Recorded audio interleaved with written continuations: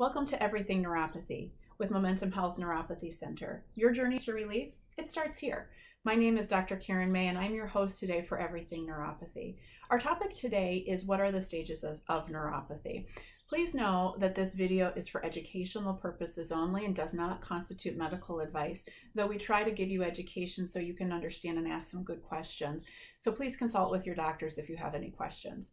But let's just start about what is neuropathy. Before we talk about stages, let's talk about what it is. Neuropathy is a chronic disorder causing nerve damage, leaving people to live in chronic discomfort and pain. There's over 100 different causes. Mine was from surgery that I'll talk a little bit about here in a minute. And then it feels like chronic tingling, numbness, sometimes electric shock type of pain, maybe balance and coordination issues as well. So it just is a very frustrating, declining journey for most people, and most doctors say, hey, hang in there, there's nothing more we can do besides take these meds. And it left me frustrated and still suffering. So that personal journey led me to create Momentum Health Neuropathy Center. So let's jump in and let's talk about the stages of neuropathy. And actually, I think that's actually a very deceiving question. If you Google that, you're going to find some sites that give you 5 reasons. But here's the deal, is everyone's cause could be different. Mine being surgical, I woke up with a 1 in 100,000 chance complication from a surgery for an injury I could no longer manage. I woke up and I didn't have the use of my right and dominant arm. My part of my face was struggling, my diaphragm, there was just so much going on. So I didn't have a slow progression. Mine was immediate. That may be you. But maybe you do have a slow progression. So we're going to talk about those slow progression people, and those happen usually within diabetes, alcohol-induced neuropathy, chemical-induced, think chemotherapy, medication, think some cholesterol meds actually cause neuropathy. So we're going to talk about that slow decline, and it may start in your feet and it feels like a bunched up sock that's underneath your toes. Maybe it starts with a little tingling that you just don't think too much about. Maybe it's in the tips of your fingers and you can't feel buttons as well. But then it starts to progress where it's becoming more frequent, more noticeable. You don't like covers on your feet or your hands. You seem to be cold more often. Maybe you're getting electric shocks like zings and pings. And at that point, that's the nerve slowly dying off. But the next thing is you maybe get hypersensitivity, where if you step on something, it lights you up.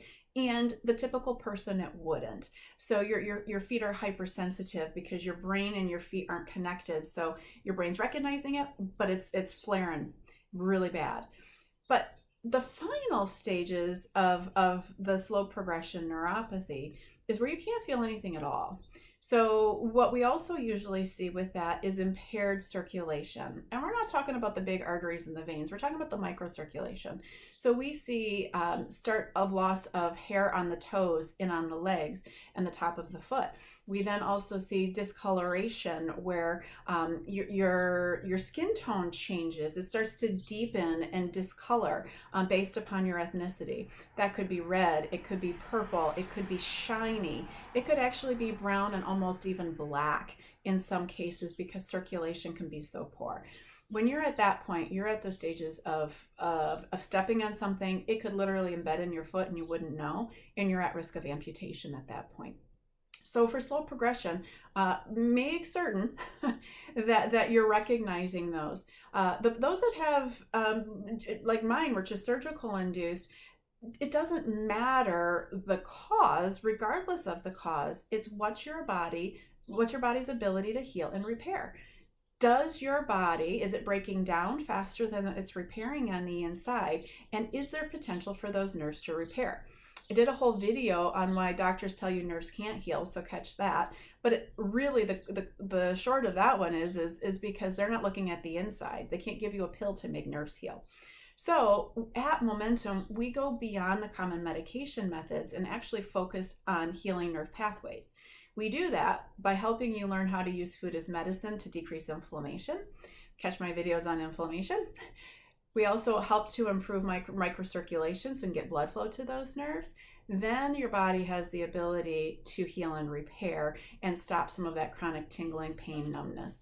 So If you are ready to do something different, want to do something, but just don't even know where to start, maybe this is the first time you've heard that nerves can even actually heal, and you want to know more, all you have to do is give our office a call. 517-883-2291. Our team is ready to listen to where you're at in your journey and help to start to plan relief options for you today. Thank you so much.